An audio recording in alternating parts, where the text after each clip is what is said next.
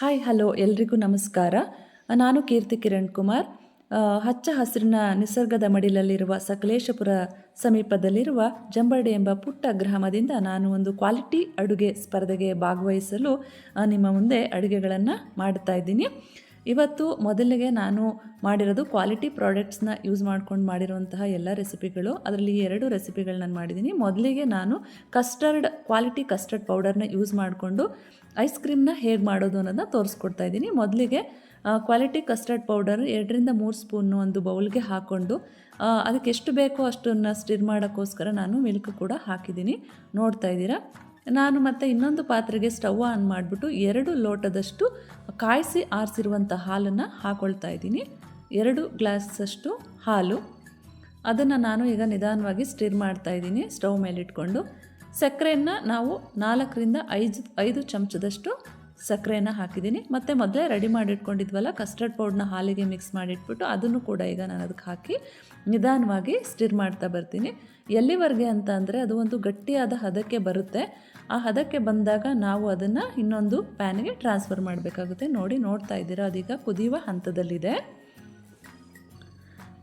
Quality custard powder product ತುಂಬಾ ಚೆನ್ನಾಗಿದೆ. Output ಕೂಡ ತುಂಬ ಚೆನ್ನಾಗಿ ಬಂದಿದೆ ಇದರಿಂದ ಮಾಡಿದ್ದ ರೆಸಿಪಿ. ಎಲ್ಲರೂ ಕೂಡ ಕ್ವಾಲಿಟಿ ಪ್ರಾಡಕ್ಟ್ಸ್ನ ಯೂಸ್ ಮಾಡ್ಬೋದು. ನೋಡಿ, ಗಟ್ಟಿಯಾದ ಈ ಹದಕ್ಕೆ ಬಂದಾಗ ನಾನು ಏನು ಮಾಡ್ತಾಯಿದ್ದೀನಿ, ಇನ್ನೊಂದು ಕಂಟೈನರ್ಗೆ ಟ್ರಾನ್ಸ್ಫರ್ ಮಾಡ್ತಾಯಿದ್ದೀನಿ. ಈ ಹದಕ್ಕೆ ಬರಬೇಕು ಐಸ್ ಕ್ರೀಮು. ಇವಾಗ ನಾನು ಟೂಟಿ ಫ್ರೂಟಿನ ಅದ್ರ ಮೇಲೆ ಡೆಕೋರೇಷನ್ಗೋಸ್ಕರ ಹಾಕಿದ್ದೀನಿ. ನೀವು ಬೇಕಾದರೆ ಡ್ರೈ ಫ್ರೂಟ್ಸ್ ಯಾವುದನ್ನ ಬೇಕಾದರೂ ಹಾಕೋಬೋದು. ಐಸ್ ಕ್ರೀಮ್ ತುಂಬಾ ಚೆನ್ನಾಗಿ ಬರುತ್ತೆ.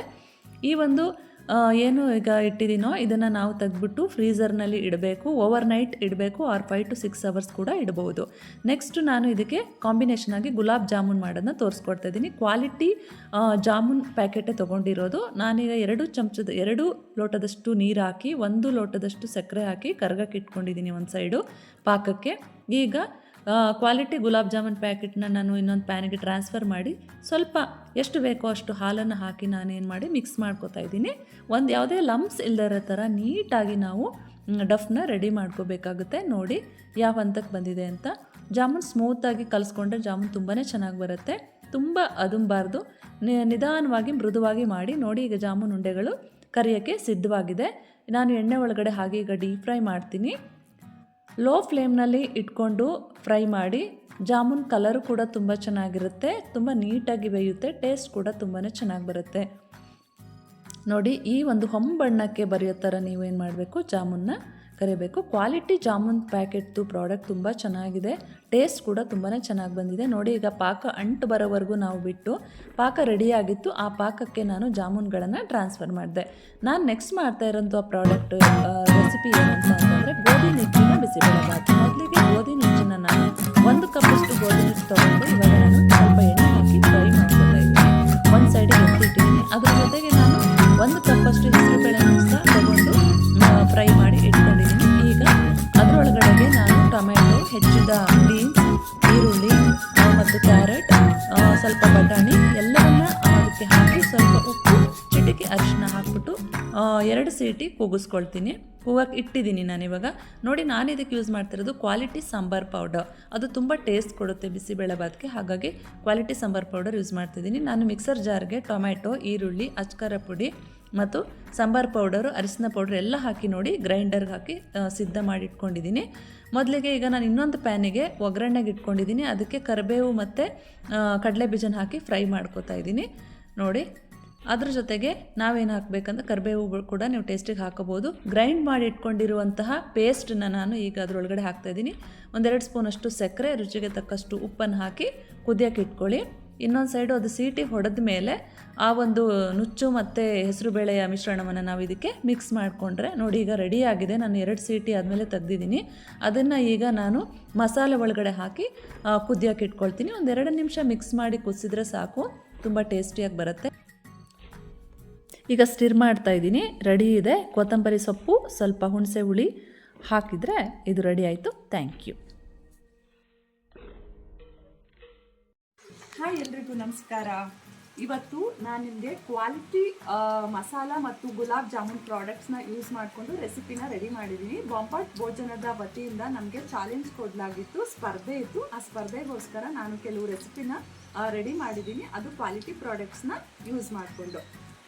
ಮೊದಲಿಗೆ ನಾವು ಮಾಡಿದ್ದು ಗುಲಾಬ್ ಜಾಮೂನ್, ಕ್ವಾಲಿಟಿ ಗುಲಾಬ್ ಜಾಮೂನ್ ಪ್ಯಾಕೆಟ್ ತುಂಬಾ ಚೆನ್ನಾಗಿತ್ತು. ಮಾಡಿದೆ, ಮನೆಯವರೆಲ್ಲ ಟೇಸ್ಟ್ ತುಂಬ ಚೆನ್ನಾಗಿದೆ ಅಂತ ಹೇಳಿದರು. ತುಂಬ ಸಾಫ್ಟಾಗಿ ಸ್ಪಾಂಜಿಯಾಗಿ ಸಿಕ್ಕಾಪಟ್ಟೆ ಚೆನ್ನಾಗಿದೆ. ಬಾದಾಮಿಂದ ಡೆಕೋರೇಟ್ ಕೂಡ ಮಾಡಿದ್ದೀನಿ, ಔಟ್ಪುಟ್ ತುಂಬಾ ಚೆನ್ನಾಗಿ ಬಂತು. So quality products, quality jamun ಪ್ಯಾಕೆಟ್ನ ಯೂಸ್ ಮಾಡಿ ನೀವು ಕೂಡ ಜಾಮೂನ್ ಮಾಡ್ಬೋದು, ತುಂಬಾ ಚೆನ್ನಾಗಿ ಬರುತ್ತೆ.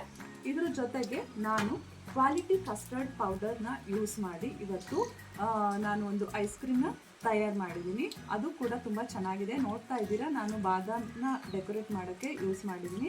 ಕ್ವಾಲಿಟಿ ಕಸ್ಟರ್ಡ್ ಪೌಡರ್ನ ನೀವು ಉಪಯೋಗಿಸಿ ಐಸ್ ಕ್ರೀಮ್ನ ಮಾಡ್ಕೋಬೋದು ಇನ್ಸ್ಟೆಂಟಾಗಿ, ಮನೇಲಿ ತುಂಬ ಚೆನ್ನಾಗಿ ಬರುತ್ತೆ.